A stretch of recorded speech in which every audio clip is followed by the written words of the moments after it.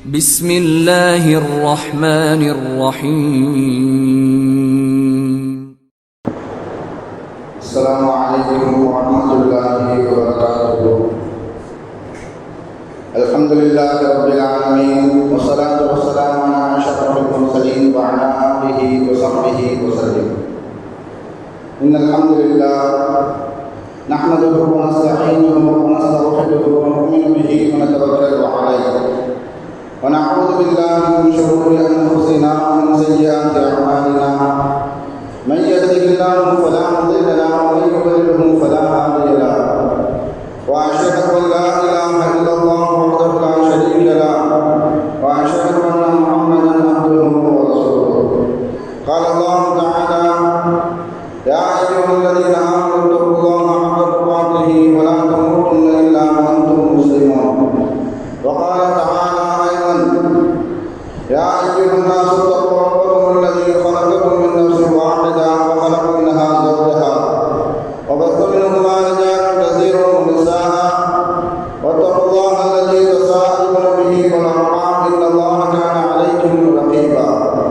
وقال تعالى أيضا: يا أيها الذين آمنوا اتقوا الله وقولوا قولا سديدا يصلح لكم أعمالكم ويغفر لكم ذنوبكم، ومن يطع الله ورسوله فقد فاز فوزا عظيما. صدق الله العلي العظيم. قال نبينا صلى الله عليه وسلم: فإن أصدق الحديث كتاب الله، وخير الهدي هدي محمد صلى الله عليه وسلم، وشر الأمور محدثاتها، وكل محدثة بدعة، وكل بدعة ضلالة، وكل ضلالة في النار. வார்த்தைகள் சிறந்தது எல்லாமுடைய வார்த்தை என்றும், வழிகாட்டுதல் சிறந்தது நபிகள் நாயகம் ஸல்லல்லாஹு அலைஹி வஸல்லம் அவர்களுடைய வழிகாட்டுதல் என்றும், காரியங்களில் மிகமிகக்கெட்டது மார்க்கத்தில் பொதுமையை உண்டாக்குவது, ஒவ்வொரு பொதுமையான காரிய வழிகேடுகள் அனைத்தும் உங்களை நகரில் கொண்டு போய் சேர்க்கும் என்று நமது நபி ஸல்லல்லாஹு அலைஹி வஸல்லம் அவர்கள் தங்களுடைய ஒவ்வொரு சொற்பொழிவிலும் இந்த மனித சமுதாயத்திற்கு ஞாபகப்படுத்தியதை இந்த நல்ல சந்தர்ப்பத்தில் இங்கு ஒன்று கூடியிருக்கின்ற உங்களுடைய சிந்தனையும் ஆர்வமாக இந்த நபிமொழியை ஞாபகப்படுத்தி எனது உரையை ஆரம்பம் செய்கிறேன். அல்ஹம்துலில்லாஹ். கண்ணியமானவர்களே, அல்லாஹ்வுடையவர்களே, அல்லாஹ் தஆலா தன்னுடைய ஏகத்துவ கலிமாவை தெரிவிப்பதற்காக வேண்டி இந்த உலகத்தில் எண்ணற்ற நபிமார்களையும் ரசூல்மார்களையும் அனுப்பி வைத்தார். அவர்கள் அனைவர்களுமே அல்லாஹ்வுடைய கட்டளையின்படி அவர்களுக்கு அனுப்பப்பட்ட சமுதாய மக்களுக்கு அல்லாஹ்வுடைய ஏகத்துவ கலிமாவை எத்தி வைத்தார்கள்.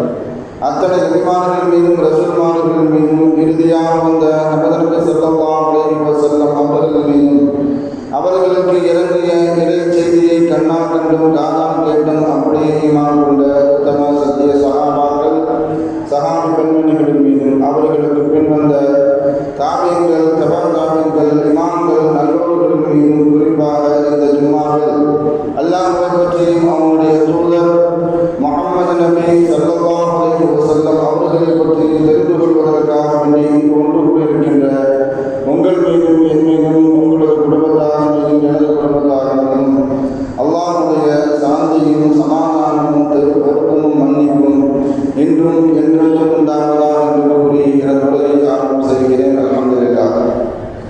கண்ணியமானவர்களே, அல்லாஹ்வுடையவர்களே, நாமெல்லாம் ஒரு மகத்தான ஒரு மாதத்தில் வீற்றிருக்கின்றோம். அந்த மாதத்தை பற்றி குர்ஆனில் அல்லாஹ் தஆலா சுப செய்தியாக சொல்லியிருக்கின்றான். அதுதான் ஹஜ்ஜினுடைய மாதம். ஹஜ்ஜினுடைய மாதமான ஜுல்காயிதாவுடைய 3வது ஜும்மாவில் நாம் எல்லாம் வீற்றிருக்கின்றோம். உலகம் முழுவதிலும் இருக்கக்கூடிய ஹாஜிகள் மக்காவை நோக்கியும் மதீனாவை நோக்கியும் பயணப்படக்கூடிய இந்த நேரத்தில் நாம் எல்லாம் இந்த ஜும்மாவில் வீற்றிருக்கின்றோம்.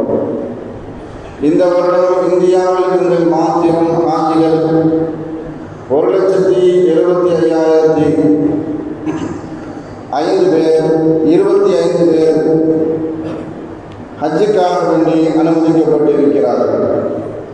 அதிலும் குறிப்பாக ஹஜ்ஜு கமிட்டியின் மூலமாக 1,40,020 பேர் ஹஜ்ஜு கமிட்டியின் மூலமாகவும் 35,505 பேர் தனியார் நிறுவனங்களின் ஹஜ்ஜின் மூலமாக ஹஜ்ஜுக்காக வேண்டி பயணப்பட இருக்கிறார்கள். கிட்டத்தட்ட இந்தியாவினுடைய தலைநகரான டெல்லியிலிருந்து கடந்த 9ஆம் தேதி ஹஜ்ஜுக்காக வேண்டி நிர்ணயம் செய்யப்பட்ட முதல் விமானத்தின் மூலம் 300 ஹாஜிகள் மதீனாவை சென்றடைந்திருக்கிறார்கள். ஹாஜிகளுக்காக வேண்டி நிர்ணயம் செய்யப்பட்ட அந்த விமானம் ஜூன் 9ஆம் தேதி வரை அந்த சேவை நடைபெறும். மாத்திரமல்ல, இந்தியாவில் இருக்கக்கூடிய 10 விமான நிலையங்களிலிருந்து அது புறப்படும் என்பதாக அது துறை சார்ந்த அதிகாரிகள் மூலமாக தகவல் தெரிவிக்கப்பட்டிருக்கிறது. கடந்த 19ஆம் தேதி அன்றிலிருந்து தமிழகத்தினுடைய ஹாஜிகள் மக்காவை நோக்கி பயணப்பட்டிருக்கிறார்கள். கிட்டத்தட்ட தமிழகத்தில் இருந்து மாத்திரம் ஹஜ்ஜி கமிட்டியின் மூலமாக 5600 பேர் ஹஜ்ஜி கமிட்டியின் மூலமாக பயணப்பட இருக்கிறார்கள். அவர்களுடைய பயணம் இன்ஷா அல்லாஹ் நாளை மறுநாள், அதாவது வரக்கூடிய 26ஆம் தேதியிலிருந்து தமிழகத்தினுடைய ஹாஜிகள் மக்காவை நோக்கி ஹஜ்ஜிக்காக வேண்டி பயணப்பட இருக்கிறார்கள். அல்லாஹ் தஆலா உலகம் முழுவதும் ஹஜ்ஜுக்காக வேண்டி செல்லக்கூடிய ஹாஜிகளுடைய ஹஜ்ஜையும், இந்தியாவிலிருந்து புறப்படக்கூடிய ஹாஜிகளுடைய ஹஜ்ஜையும், குறிப்பாக தமிழகத்திலிருந்து ஹஜ்ஜுக்காக வேண்டி புறப்படக்கூடிய ஹாஜிகளுடைய ஹஜ்ஜையும் அல்லாஹ் தஆலா மக்பூலியத்தான மக்பூலான ஹஜ்ஜாக அல்லாஹ் தஆலா ஆக்கி அருள் புரிவானாக. அவர்களுடைய பயணத்தை அல்லாஹ் தஆலா லேசாக்கி வைப்பானாக. அவர்கள் அங்கு செய்யக்கூடிய எல்லா விதமான அமல்களையும் அல்லாஹ் தஆலா ஏற்றுக்கொள்வானாக. அவர்களுக்கு ஏற்படக்கூடிய அனைத்து சிரமங்களையும் அல்லாஹ் தஆலா லேசாக்குவானாக. ஹாஜிகளுக்கு அங்கு சென்று பொறுமையையும் நற்குணத்தையும் அல்லாஹ் தஆலா கொடுப்பானாக. ஹாஜிகளுடைய அனைத்து துஆக்களையும், குறிப்பாக பிறருக்காக செய்யக்கூடிய துஆக்களையும் அல்லாஹ் தஆலா ஏற்றுக்கொள்வானாக. இது போன்ற பாக்கியத்தை ஹஜ்ஜு செய்வதற்காக வேண்டி முயற்சி செய்து அது அவர்களுக்கு கிடைக்காமல் இருக்கக்கூடிய ஹாஜிகளுக்கும், ஹஜ்ஜு செய்ய வேண்டும் என்று ஆசையோடு இருக்கக்கூடிய நம்மை போன்ற மனிதர்களுக்கும் அல்லாஹ் தஆலா ஹஜ்ஜு செய்யக்கூடிய, பலமுறை ஹஜ்ஜு செய்யக்கூடிய நசீபை அல்லாஹ் தஆலா தந்தல் புரிவானாக. அல்ஹம்துலில்லாஹ். ஹஜ்ஜு செய்யக்கூடியவர்களும் ஹஜ்ஜு செய்யக்கூடிய ஆசையுடையவர்களும் ஹஜ்ஜு செய்யாதவர்களும் மார்க்கத்தின் மூலமாக சில விஷயங்களை தெரிந்து வைத்திருப்பது நம் மீது கடமை. எல்லா வணக்கங்களுக்கும் அல்லாஹ் தஆலா எப்படி சிறப்பு தண்டனை கொடுத்திருக்கின்றானோ, அதே போன்று ஹஜ்ஜி என்ற அந்த வணக்கத்திற்கும் அல்லாஹ் தஆலா சிறப்பு வாய்ந்த சில சிறப்புகளை அல்லாஹ் தஆலா கொடுத்திருக்கின்றான். மாத்திரமல்ல, அனைத்து வணக்கங்களை விடவும் ஹஜ்ஜுக்கு தனிப்பட்ட முறையில் அல்லாஹ் தஆலா சிறப்புகளை அல்லாஹ் தஆலா கொடுத்திருக்கின்றான். இப்னு உமர் ரலியல்லாஹு தஆலா அவர்கள் அறிவிக்கக்கூடிய ஒரு செய்தி, நபி ஸல்லல்லாஹு அலைஹி வஸல்லம் அவர்களுடன் நாங்கள் ஹஜ்ஜில் மினாவில் மஸ்ஜிதுல் ஹைஃப் அந்த பள்ளிவாசலில் இருக்கக்கூடிய சமயத்தில் 2 நபித்தோழர்கள் நபி ஸல்லல்லாஹு அலைஹி வஸல்லம் அவர்களை சந்திப்பதற்காக வருகிறார்கள். அந்த 2 நபித்தோழர்களின் வருகையை பார்த்து நபி ஸல்லல்லாஹு அலைஹி வஸல்லம் அவர்களை சந்திக்கும் பொழுது நபி ஸல்லல்லாஹு அலைஹி வஸல்லம் அவர்கள் அந்த 2 நபித்தோழர்களை பார்த்து கேட்கிறார்கள், நீங்கள் எந்த நோக்கத்திற்காக வேண்டி என்னிடத்தில் வந்திருக்கிறீர்கள்? எதை என்னிடத்தில் கேட்டு தெரிந்து கொள்வதற்காக வேண்டி வந்து இருக்கிறீர்கள் என்பதை பற்றி நான் சொல்லட்டுமா அல்லது நீங்கள் சொல்கிறீர்களா என்பதாக அந்த 2 நபித்தோழர்களை பார்த்து நபி ஸல்லல்லாஹு அலைஹி வஸல்லம் அவர்கள் கேட்கிறார்கள். இப்னு உமர் ரலியல்லாஹு தஆலா அவர்கள் சொல்வார்கள், அந்த 2 நபித்தோழர்களில் ஒருவர் அன்சாரி தோழர், இன்னொருவர் சகீஃப் கூட்டத்தை சார்ந்தவர் என்பதாக இப்னு உமர் ரலியல்லாஹு தஆலா அவர்கள் அறிவிப்பார்கள். அந்த 2 நபித்தோழர்களும் நபி ஸல்லல்லாஹு அலைஹி வஸல்லம் அவர்களுக்கு சொல்லி காட்டுவார்கள், யா ரசூலல்லாஹ், நாங்கள் எந்த நோக்கத்திற்காக வேண்டி உங்களை சந்திக்க வந்தோம் என்பதை நீங்களே சொல்லிவிடுங்கள் என்பதாக நபி ஸல்லல்லாஹு அலைஹி வஸல்லம் அவர்கள் தொடர்ச்சியாக பேச ஆரம்பிக்கிறார்கள். நீங்கள் இருவரும் வந்த நோக்கம், ஒருவர் ஹஜ்ஜுக்காக வேண்டி தன்னுடைய வீட்டில் இருந்து கிளம்பி ஹரம் ஷரீஃபை அடைந்து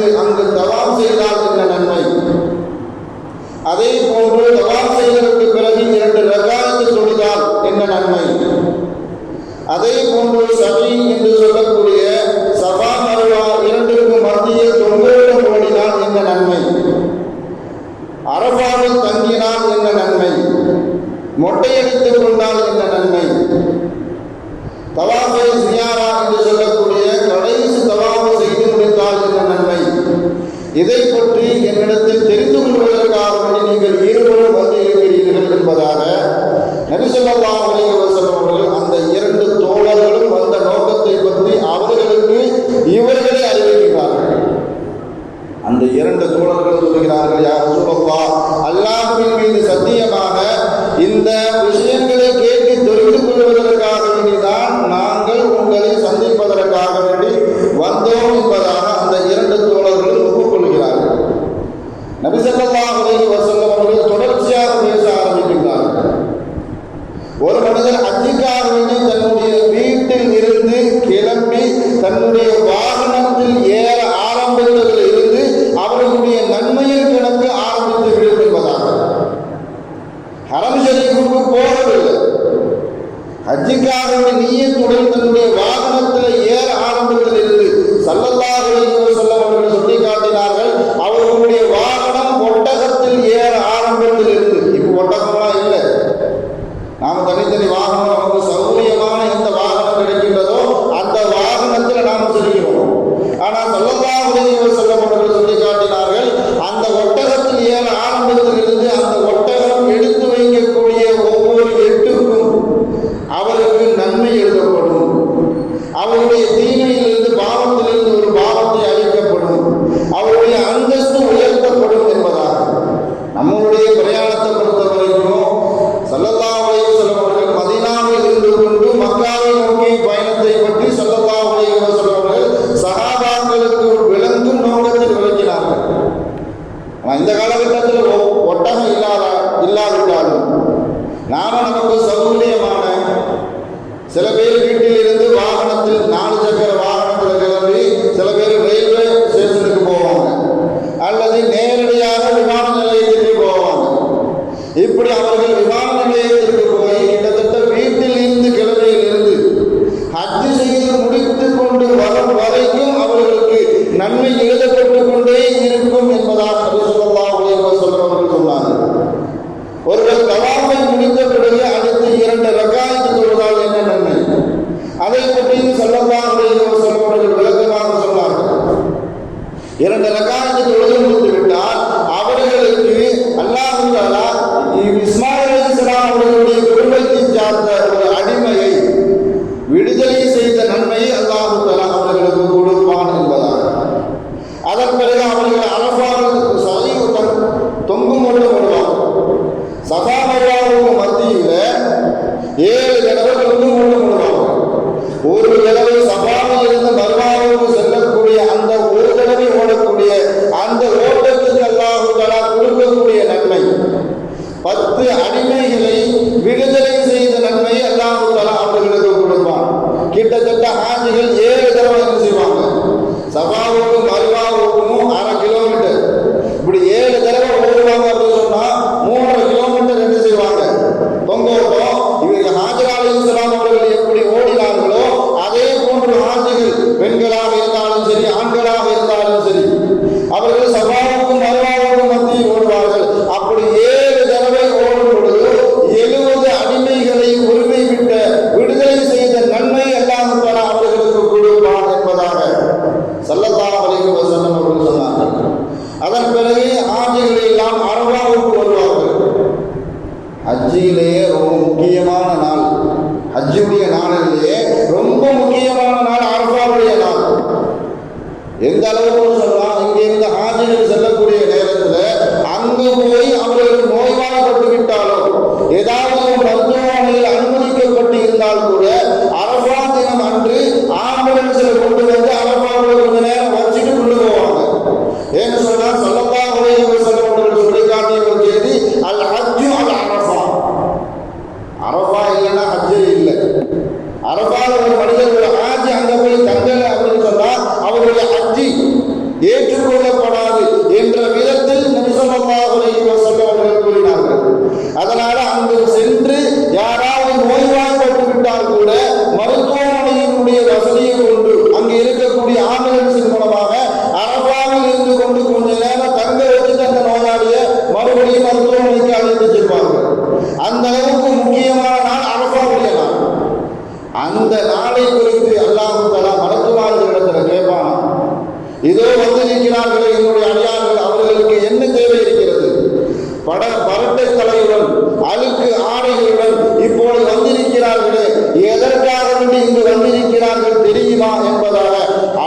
அல்லாஹ்வே மலக்குமார்களிடத்தில் கேட்டுட்டு அவனே பதில் சொல்லுவான். அல்லாஹ்வே என்னுடைய ரஹ்மத்தை நாடி அவர்கள் வந்திருக்கிறார்கள், அவர்களுக்கு நீங்கள் அறிவிப்பு செய்து விடுங்கள்.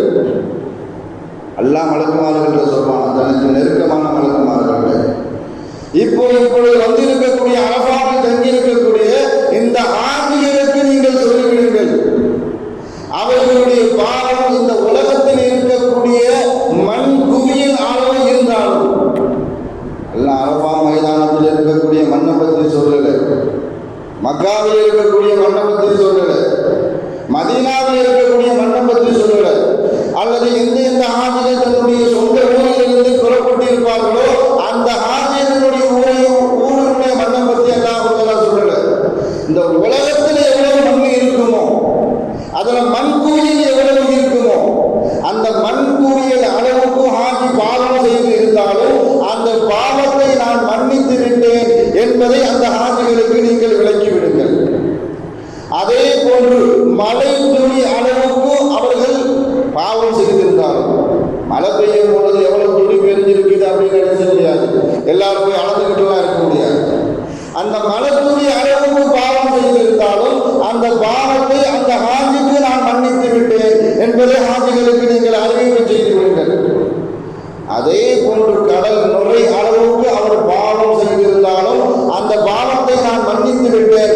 அரபால போய் ஒருத்தர் பாவம் மன்னிப்பு கேட்கலன்னு சொன்னா அவரை விடவும் நஷ்டவாளி யாரும் இருக்க மாட்டாங்க. அல்லாஹ் அரபால இருந்து கிளம்பும் பொழுது ஹாஜிகளுக்கு சொல்லக்கூடிய ஒரு செய்தி, ஹாஜிகளே நீங்கள் உங்களுடைய பாவங்கள் அனைத்தையும் மன்னிக்கப்பட்டவர்களாக கிளம்புங்கள். மாத்திரமல்ல, நீங்கள் யார் யாருக்கெல்லாம் பரிந்துரை செய்தீர்களோ, நாம பொதுவாக ஹஜ்ஜிக்கு போறவங்களை சந்திச்சு எங்களுக்காக துவா செய்யுங்க, எங்களுக்கு இது போன்ற பாக்கியம் கிடைக்கிற துவா செய்யுங்க, நம்மளுடைய கஷ்ட நிலைகளை குறித்து, நம்மளுடைய குடும்ப சூழலை குறித்து, நம்மளுடைய வியாபார சூழலை குறித்து, நம்மளுடைய கடன் சூழலை குறித்து, எல்லாத்தையும் குறித்து, நம்மளுடைய உலக சூழலை குறித்து, எல்லாத்தையும் குறித்து எதற்காக நீங்கள் துவா செய்யுங்கள் என்பதாக ஒரு ஹஜ்ஜிக்கு போகக்கூடிய மனிதரை சந்தித்து நாம் சொல்றோம் அப்படின்னு சொன்னா அவர் அந்த நேரத்தில் நம்முடைய பெயரை குறித்து, நம்முடைய சூழலை குறித்து அல்லாஹ்விடத்தில் அவர் அது குறித்து பரிந்துரை செய்தார். அல்லாஹ் அதைத்தான் குறிப்பிடுறான். யாருக்காகவெல்லாம் நீங்கள் பரிந்துரை செய்தீர்களோ அவர்களுக்கும் நான் மன்னித்து விட்டேன் என்பதாக. அரபாவில் இருந்து கிளம்பும் பொழுது ஹாஜிகளுக்கு மன்னிப்பு, அரபாவில் இருந்து கிளம்புவதற்கு முன்பாக அவர் யார் யாருக்கெல்லாம் பரிந்துரை செய்தார்களோ அவர்களுக்கெல்லாம் மன்னிப்பு. நான் இப்போ எப்படி ஆயிடுச்சுன்னு சொன்னா, இணையதள உலகம், அங்க போய் இந்த பெருசால அமல்லாம் ஒண்ணு இருக்காது. அரபால போய் இருக்கிற அப்படின்னு சொன்னா விசேஷமா ஏதாவது அமல் உண்டா அப்படின்னு கேட்டேன்னு சொன்னா எந்த விதமான அமல் இருக்காது. நம்ம ஊர்ல என்ன அமல் செய்து கொண்டு இருப்போமோ அதை அந்த மைதானத்துல போய் செய்வோம். பொதுவாக மனுஷனுக்கு சும்மா இருந்துன்னு சொன்னா முன்னாடியாவது யாரையாவது சந்திக்க போவாங்க. இப்போ போர் அடிக்குது அப்படின்னு சொன்னாலே செல்போனை கையில தெரியும், எதையாவது அல்லது நாம் செய்யக்கூடிய ஒவ்வொரு விஷயத்தையும் லைவ் டெலிகாஸ்ட் எங்க அரபால இருந்து தன்னுடைய குடும்பத்தார்களுக்கு, தன்னுடைய நண்பர்களுக்கு, தன்னை யாரெல்லாம் இணையதளத்தின் மூலமாக பின்தொடர்கிறார்களோ அவர்களுக்கு எல்லாம் அரபால இருந்து லைவ் டெலிகாஸ்ட் செய்கிறாங்க தன்னுடைய தொலைபேசியின் மூலமாக. இது தேவையே இல்லை, இது தேவையில்லாத விஷயம். ஏன்னு சொன்னா அங்க இருந்து கொண்டு அங்க ஒரே ஒரு வேலை தௌபா செய்யும். அரபாவுக்கு போயிட்டு சொன்னாலே அங்க நமக்கு கிடைக்கக்கூடிய ஒவ்வொரு தருணத்தையும் ஒவ்வொரு நிமிடத்தையும் நாம நம்மளுடைய துவாவுக்காக வேண்டி, நம்மளுடைய குடும்ப வளர்ச்சி, நம்மளுடைய அமல், நம்மளுடைய ஆயுள், நம்மளுடைய ஆரோக்கியம், சமூகத்தினுடைய ஒற்றுமை, சமூகத்தினுடைய வளர்ச்சி, நாட்டினுடைய நிலைமை, அது எல்லாத்தையும் குறித்து அங்க போய் அல்லாஹ்விடத்தில் மன்றாட வேண்டியது மாத்திரம்தான் ஆட்சிகளுடைய வேலை. சும்மாதான் இருக்கோ, ஏதாவது மொபைலில் பார்ப்போம்,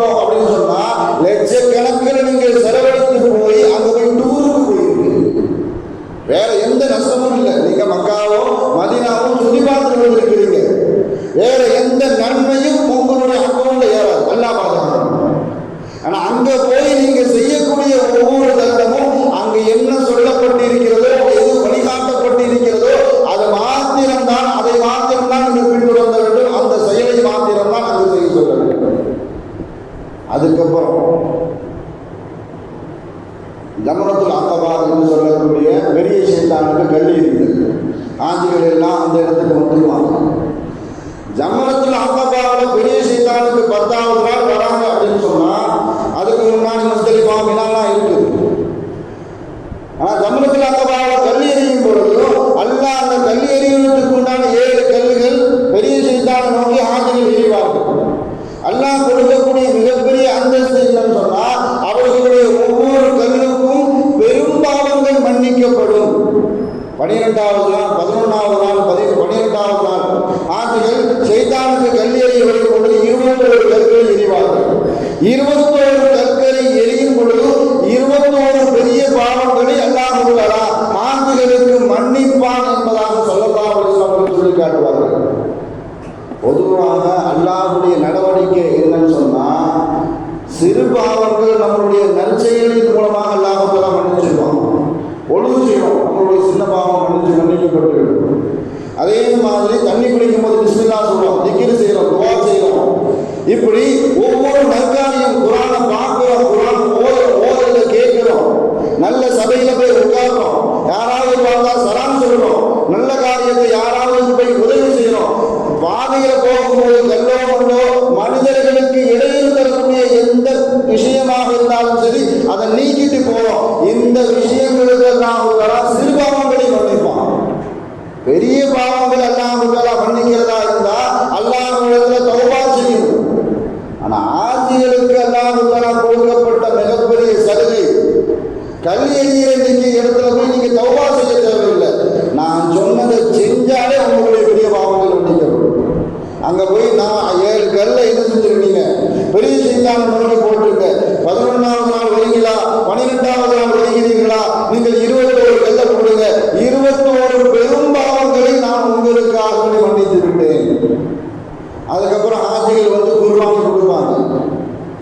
குர்பானி கொடுக்கக்கூடிய சமயத்தில் ஸல்லல்லாஹு அலைஹி வஸல்லம் சொல்லி காட்டினார்கள், ஆட்சிகள் அல்லாதவர்கள் அவர்களுடைய சொந்த ஊரில் கொடுக்கக்கூடிய குர்பானி அதுவும் ஆட்சிகள் கொடுக்கக்கூடிய குர்பானி அதுவும் நன்மையால் ஒன்றுபடாது. நாம ஊர்ல நம்மளுடைய குர்பானி கொடுக்கிறோம் அப்படின்னு சொன்னா அதனுடைய நன்மை வேற, அதுக்கு எவ்வளவு நன்மை என்பதாக ஸல்லல்லாஹு அலைஹி வஸல்லம் அறிவித்து விட்டார். ஆனா ஹஜ்ஜில போய் ஒரு மனிதர் ஒரு ஹாஜி தனக்கு இயன்ற அளவு தன்னுடைய செல்வத்திற்கு இயன்ற அளவு எந்த பிராணியை குர்பானி கொடுப்பாரோ அந்த பிராணியுடைய குர்பானுடைய நன்மை அல்லாஹ் தஆலா மறைத்து வைத்து விடுவான். கியாமத்துல மறுமைக்காக அந்த நன்மை அவருக்காக அல்லாஹ் தஆலா சேமிப்பு கணக்கில் அல்லாஹ் தஆலா போடுவான். அதன் பிறகு கியாமத்துல தான் அவருக்கு இந்த மனிதர் இந்த ஹாஜி ஹஜ்ஜில வந்து குர்பானி கொடுத்தார் அவருடைய நன்மை அப்பொழுதுதான் அறிவிக்கப்படும் என்பதாக ஸல்லல்லாஹு அலைஹி வஸல்லம் அவர்கள் சொல்லி காட்டினார்கள். அதன் பிறகு ஹாஜி வந்து மொட்டை அடிப்பார். மொட்டடிக்கும் பொழுது அவருடைய ஒவ்வொரு முடிக்கும் ஒவ்வொரு நன்மை எழுதப்படும், ஒவ்வொரு பாவங்கள் மன்னிக்கப்படும் என்பதாக ஸல்லல்லாஹு அலைஹி வஸல்லம் அவர்கள் குறிப்பிட்டார்கள். கடைசியாக தௌபத்து ஸியாரா தவாப் செய்வதற்காக வருவார் ஹாஜி.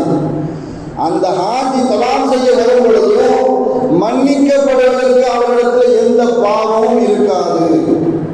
தவாப் ஸியாரா வரக்கூடிய ஹாஜிகளுக்கு அல்லாஹ் தஆலா எந்த பாவத்தையும் இன்னும் மிச்சம் வச்சிருக்க மாட்டான். எல்லா பாவத்தையும் தவாப் ஸியாரா வருவதற்கு முன்பாகவே அவருடைய அனைத்து பாவங்களும் மன்னிக்கப்படும். எல்லா பாவங்கள் மன்னிக்கப்பட்ட பிறகு தவாப் ஸியாராவுக்கு வரக்கூடிய அனைத்து ஹாஜிகளை குறித்தும் மலக்குமார்கள் இப்படி அழைப்பார்களாம், ஹாஜிகளே உங்களிடத்தில் இருக்கக்கூடிய அனைத்து பாவங்களும் மன்னிக்கப்பட்டு விட்டது, இப்பொழுது நீங்கள் புதிய மனிதர்கள். அன்று பிறந்த பாலகன் என்று சொல்வார்கள், அதே போன்று இன்று நீங்கள் புதிய மனிதர்கள்.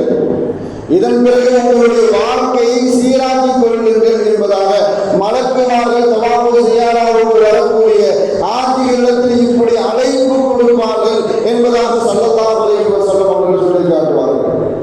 நம்ம சமூகத்தில் ஹஜ்ஜு குறித்து எந்த அளவுக்கு விழிப்புணர்வு குறைவாக இருக்கிறது என்பதை நம் சமூகத்தில் உள்ள செல்வந்தர்களை பார்த்தாலே நமக்கு தெரியும். எல்லா விதமான வசதி வாய்ப்பு இருக்குது, எல்லா விதமான உடல் தகுதியும் இருக்குது.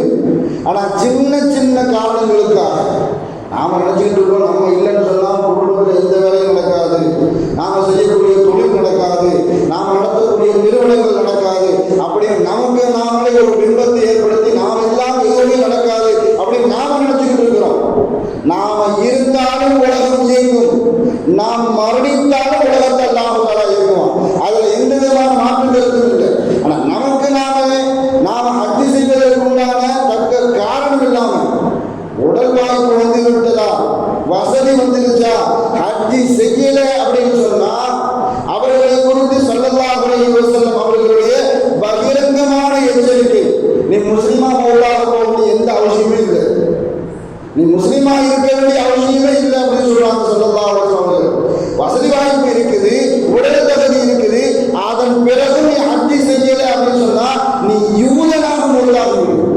எல்லாம் பாருங்க. முஸ்லீமா ஒருத்தர் வாழ்ந்து அந்த மனிதனை பார்த்து ஸல்லல்லாஹு அலைஹி வஸல்லம் அவர்கள் இப்படிப்பட்ட வார்த்தையை உபயோகப்படுத்துகிறார்கள் என்று சொன்னார். எவ்வளவு கடுமையான வார்த்தை! அந்த வார்த்தையினுடைய கணத்தை நாம் புரிஞ்சுக்கணும். அப்படி என்றால் அந்த செல்வம் நாசமாகும். அல்லாஹ் பாதுகாக்கணும். நாம எதை காரணம் காட்டி ஹஜ்ஜை தள்ளி போடுகின்றோமோ அந்த காரணத்துக்குண்டான காரணத்தை அல்லாஹ் அழிச்சிருவோம். அதனால தான் ஸல்லல்லாஹு அலைஹி வஸல்லம் அவர்கள் சொல்லி காட்டினார்கள், எப்பொழுதும் காபத்துல் விழாவை இப்ராஹிம் அலைஹிஸ்ஸலாம் இஸ்மாயில் அலைஹிஸ்ஸலாம் அவர்கள் கட்டி முடித்தார்களோ அதன் பிறகு இப்ராஹிம் அலைஹிஸ்ஸலாம் அவர்களுக்கு அல்லாஹ் தஆலா கட்டளையிட்டார், ஹஜ் செய்வதற்காக வேண்டி மனிதர்களை அழையுங்கள். இப்ராஹிம் அலைஹிஸ்ஸலாம் கேட்டாங்க, எங்க நின்று அழைக்க? உள்ள பாலவனமாக தான் இருக்குது. நீங்கள் அழையுங்கள், கொண்டு வரக்கூடிய பொறுப்பு எனக்கு. எப்பொழுது இப்ராஹிம் அலைஹிஸ்ஸலாம் ஹஜ்ஜின் பக்கம் மக்களை அழைத்தார்களோ அந்த சப்தத்தை அந்த ஒளியை உலகத்தில் வாழ்ந்த எல்லா ஜீவராசிகளும் அந்த ஒளியை பெற்றுக் கொண்டார்கள் என்பதாக ஸல்லல்லாஹு அலைஹி வஸல்லம் அவர்கள் சொல்லி காட்டினார்கள். உலகத்துக்கு வந்த எந்த நபிமார்களும் ஹஜ்ஜி செய்யாமல் இருக்கவே இல்லை என்ற விஷயத்தையும் ஸல்லல்லாஹு அலைஹி வஸல்லம் அவர்கள் பதிவு செய்தார்கள். ஸல்லல்லாஹு அலைஹி வஸல்லம் அவர்களுடைய ஹஜ்ஜி எப்படி இருந்துச்சு சொன்னா, கிட்டத்தட்ட துல்காயிதாவுடைய 24வது பிறை இதே ஜும்மா நாள் அன்று ஜும்மாவின் தினத்துல மக்களுக்கு அறிவிப்பு செய்கிறாங்க. மக்களே, சஹாபாக்களே, என்னுடைய தோழர்களே, நான் இந்த வருடம் ஹஜ்ஜி செய்ய போறேன் என்பதாக ஜும்மாவுல ஸல்லல்லாஹு அலைஹி வஸல்லம் அவர்கள் துல்காயிதா 24 அறிவிப்பு செய்கிறாங்க. அந்த செய்தி மக்களுக்கு பரவலாக பரவியவுடன் மறுநாள் சனிக்கிழமை பிற 25 லொஹர் தொழுகைக்கு பிறகு ஸல்லல்லாஹு அலைஹி வஸல்லம் அவர்கள் தன்னுடைய ஹஜ்ஜி பயணத்தை ஆரம்பிக்கிறார்கள். அவர்களோடு சேர்ந்து யாரெல்லாம் ஹஜ்ஜி செய்தார்களோ அனைத்து சஹாபாக்களும் பாக்கியம் பெற்றவர்கள். லொஹர்ல கிளம்பின ஸல்லல்லாஹு அலைஹி வஸல்லம் அவர்கள் துல் ஹுலைஃபா என்று சொல்லக்கூடிய ஒரு எல்லை பகுதி, அது மதீனா வாசிகள் அங்க இருந்தா இஹ்ராம் கட்டுவாங்க. அதுதான் மீகாத், ஒரு எல்லை பகுதி. அந்த எல்லை பகுதியில் வந்து அசருக்கு வந்துட்டாங்க. அந்த அசரில் இருந்து மறுநாள் காலை வரைக்கும் ஸல்லல்லாஹு அலைஹி வஸல்லம் அவர்கள் துல் ஹுலைஃபால தான் இருந்தாங்க. மறுநாள் காலையில தன்னுடைய ஹஜ்ஜி பயணத்தை தொடங்குகிறார்கள். ஸல்லல்லாஹு அலைஹி வஸல்லம் அவர்கள் ஒரு இடத்துக்கு வந்து சேர்கிறார்கள். அந்த இடத்தை பற்றி ஸல்லல்லாஹு அலைஹி வஸல்லம் அவர்கள் விசாரிக்கிறார்கள், இது எந்த இடம், நாம வந்து சேர்ந்திருக்கக்கூடிய இடம் எந்த இடம் என்பதாக மக்களிடத்துல சஹாபாக்களிடத்துல ஸல்லல்லாஹு அலைஹி வஸல்லம் அவர்கள் விசாரிக்கும் பொழுது வாதில் அஸ்ரத் என்று சொல்லக்கூடிய இந்த இடம், அந்த இடத்துக்கு பேரு வாதில் அஸ்ரத். ஸல்லல்லாஹு அலைஹி வஸல்லம் கேட்கிறாங்க, இதுதான் வாதில் அஸ்ரத்தா? இந்த இடத்தில் இருந்துதான் மூசா அலைஹிஸ்ஸலாம் அவர்கள் தல்பியா முழங்கிவிட்டு மக்கா சென்று அடைந்தார்கள் என்பதாக. முந்தின நபிமார்கள் ரசூல்மார்கள் எப்படி ஹஜ்ஜி செய்தார்களோ, எப்படி தல்பியா ஓதினார்களோ, எப்படி இஹ்ராம் கட்டினார்களோ என்ற விஷயத்தை தன்னுடைய சஹாபாக்களுக்கு ஸல்லல்லாஹு அலைஹி வஸல்லம் அவர்கள் விவரமாக கூறினார்கள். அதுக்கு பின்னாடி இன்னொரு இடத்துக்கு போறாங்க ஸல்லல்லாஹு அலைஹி வஸல்லம் அவர்கள். அந்த இடத்துக்கு போனவங்க அந்த இடத்தை பற்றி விசாரிக்கிறாங்க. நாம வந்து சேர்ந்து இருக்கக்கூடிய இந்த இடம் எந்த இடம் என்பதாக. அது வாதில் அரிஷா என்று சொல்லக்கூடிய ஒரு இடம். அந்த இடத்தை பற்றி சொல்லும் பொழுது, ஓ இந்த இடம் தான் வாதில் அரிஷாவா, இந்த இடத்தில் இருந்துதான் யூனுஸ் மக்கா யூனுஸ் அலைஹிஸ்ஸலாம் அவர்கள் இந்த இடத்திலிருந்து தான் தல்பியாவை முடிவு கொண்டு அவர்கள் சென்றார்கள். அவர்களுடைய தல்பியா எப்படி இருந்தது என்பதை குறித்தும் ஸல்லல்லாஹு அலைஹி வஸல்லம் அவர்கள் சொல்லி காட்டினார்கள். லப்பைக் அன அப்துக லப்பைக், இறைவா நான் இதோ வந்துவிட்டேன், உன்னுடைய அடிமை நான் இதோ வந்துவிட்டேன் என்பதாக குறித்தார்கள். யூனுஸ் அலைஹிஸ்ஸலாம் அவர்களுடைய தல்பியா கூட எப்படி இருந்தது என்பதை குறித்து ஸல்லல்லாஹு அலைஹி வஸல்லம் அவர்கள் தன்னுடைய சஹாபாக்களுக்கு அழகாக விளக்கி காட்டினார்கள். அங்கிருந்து இன்னொரு இடத்துக்கு வந்தாங்க, வாதில் அஃபீக் என்று சொல்லக்கூடிய ஒரு இடம். அந்த இடம் வந்தவங்க ஜிப்ரீல் அலைஹிஸ்ஸலாம் அவர்கள், யா ரசூலல்லாஹ் இப்பொழுது நீங்கள் தல்பியா சொல்லுங்கள் என்பதாக. ஸல்லல்லாஹு அலைஹி வஸல்லம் அவர்களுடைய ஹஜ்ஜி பயணம் முழுவதும் ஜிப்ரீல் அலைஹிஸ்ஸலாம் அவர்களுடைய வழிகாட்டுதல் இருந்து கொண்டே இருந்தது. எங்கு தல்பியா சொல்லணும், எங்கு எப்படி நடந்து கொள்ள வேண்டும், ஹஜ்ஜினுடைய பிரயாணத்தில் நாம் எப்படி நடந்து கொள்ள வேண்டும் என்பதை குறித்து ஜிப்ரீல் அலைஹிஸ்ஸலாம் அவர்கள் வழிகாட்டிக் கொண்டே இருந்தார்கள். அந்த வழிகாட்டுதல் படி ஸல்லல்லாஹு அலைஹி வஸல்லம் அவர்கள் அழகாக நம் சமூகத்திற்கு முஸ்லிம்களுக்கு ஹஜ்ஜை எப்படி செய்ய வேண்டும் என்பதை குறித்து ஸல்லல்லாஹு அலைஹி வஸல்லம் அழகாக வழிகாட்டினார்கள்.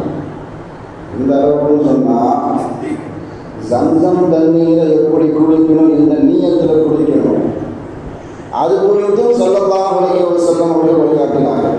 ஜம்சம் தண்ணீரை நாம் எந்த நீயத்தில் குடித்தாலும் அந்த நீயத் கபூலியத்தாகும்.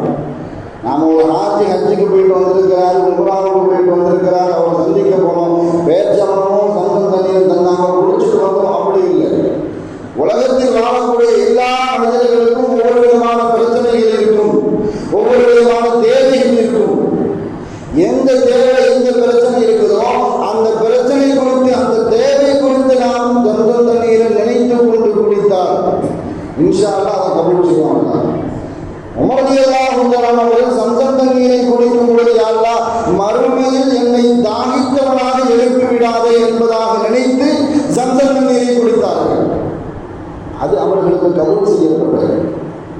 இப்னு அப்பாஸ் ரலியல்லாஹு சம்சம் தண்ணீரை குடிக்கும் பொழுது தன்னுடைய இல்மு அதிகம், நாம் பிரயோஜனமான இல்மு கிடைக்க வேண்டும், அல்லாஹும்ம இல்முன் நாஃபிஆ வ ரிஸ்கு வாஸிஆ, எனக்கு ரிஸ்கு விசாலமாக கிடைக்கணும் என்பதாக நினைத்து குடித்தார்கள். வ ஷிஃபாஅன் மின் குல்லி தா, என்னுடைய நோயிலிருந்து எனக்கு நோய் நிவாரணம் வேண்டும் என்பதாக இந்த மூன்று நியத்தோடு துஆ ஓதி இப்னு அப்பாஸ் ரலியல்லாஹு அன்ஹு அவர்கள் குடித்தார்கள். அதுவெல்லாம் அவர்களுக்கு கபூல் செய்யப்பட்டது. நாம் நினைச்சிட்டு இருக்கோம் உடல் தகுதி இருக்குது, செல்வம் இருக்குது, நாம போய் ஹஜ்ஜுக்கு சேர்ந்துடலாமா அப்படின்னு நினைச்சா கூட நிறைய பேர் முயற்சி செய்து ஹஜ்ஜு கமிட்டியில் இந்த வருஷம் மனு போட்டிருப்பாங்க, அவர்களுடைய மனுக்களுக்கு தள்ளுபடி பண்ணப்படும். அதே மாதிரி சிலர் தனியார் நிறுவனங்களில் ஹஜ்ஜுக்காக முயற்சி செய்வார்கள், அதுவும் அவங்களுக்கு கடைசி நேரத்தில் என்ன டிக்கெட் கிடைக்காம போகும். எல்லா தகுதியும் இருக்கு, உடல் தகுதி இருக்கு, செல்வம் இருக்கு, நான் முயற்சி செய்கிறேன், எனக்கு கிடைக்கல அப்படிங்கிற ஒன்று எல்லாத்துக்கும் இருக்கும். நான் நினைத்தால் ஹஜ்ஜுக்கு செல்ல முடியாது, அவன் நினைக்கும். அல்கமா ரஹ்மத்துல்லாஹி அலைஹி அவர்கள் அவர் ஹஜ்ஜு செய்ய கிட்டத்தட்ட 80 ஹஜ்ஜு செஞ்சிருக்கிறார்.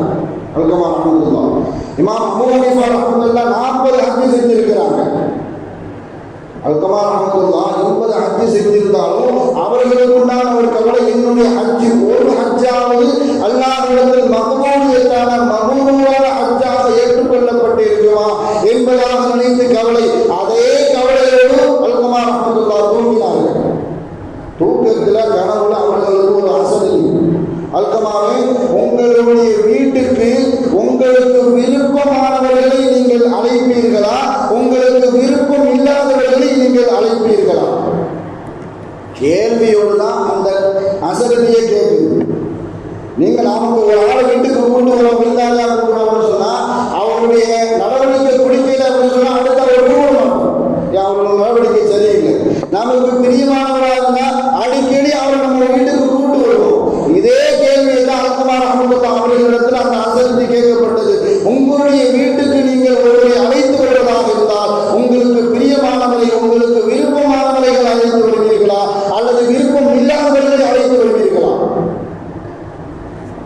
அதே மாதிரி தான் நீங்க 80 தடவை ஹஜ்ஜு செய்தீர்கள் அப்படின்னு சொன்னால் உங்களுடைய விருப்பத்தின் பேரில் இல்லை, நீங்க உங்களுடைய திறமையினால, உங்களுடைய பிறவினால, உங்களுடைய ஆசையினால ஹஜ்ஜு செய்வீங்க அப்படின்னு நினைக்கிறீங்க. நீங்க ஆசைப்பட்டாலும் நீங்க விருப்பப்பட்டாலும் அவன் விரும்பும் போதுதான் உங்களால் 80 தடவை ஹஜ்ஜு செய்ய முடியுது. அவன் தன்னுடைய வீட்டுக்கு ஒருவரை அழைப்பதாக இருந்தால் தனக்கு யார் பிரியமோ, தான் யார் மீது அன்பு வைத்திருக்கிறார்களோ, அவன் யாரை அன்பு பிரியப்படுகிறானோ அவர்களைத்தான் அவனுடைய வீட்டுக்கு அழைப்பான். அதே போன்று உங்களுடைய 80 ஹஜ்ஜும் ஏற்றுக்கொள்ளப்பட்டது என்பதாக அவர்களுக்கு அந்த அசதி சட்டம் போடப்பட்டது. அதே சட்டத்தோடு அல்கமா ரஹ்மத்துல்லாஹி அமௌத்தாகிறாங்க. அதே மாதிரி தான் நாம் ஹஜ்ஜுக்கு போகிறோம் அப்படின்னு சொன்னால் நம்முடைய ஹஜ்ஜி ஏற்றுக்கொள்ளப்பட்ட ஹஜ்ஜாக மாற வேண்டும் என்ற கவலை இருந்துகிட்டே இருக்கணும். ஹஜ்ஜுக்கு போகிறதுக்கு முன்னாடி ஊரில் என்னென்ன அட்டூழியம் பண்ணமோ அதே அட்டூழியத்தை ஊரில் வந்து பண்ணுறோம் அப்படின்னு சொன்னால் அது ஹஜ்ஜு இல்லை. அது ஹஜ்ஜு கிடையாது. நீங்கள் லட்சக்கணக்கில் செலவழித்து போனாலும் அது எந்த பிரயோஜனம் இல்லாமல் இருக்கும். அல்லாஹ்விடத்தில் நாம் மன்றாடி கேட்க வேண்டும். அங்கே 5 நாள் தான் அமலே, அந்த 5 நாள் அமலில் என்ன வழிகாட்டப்படுகிறதோ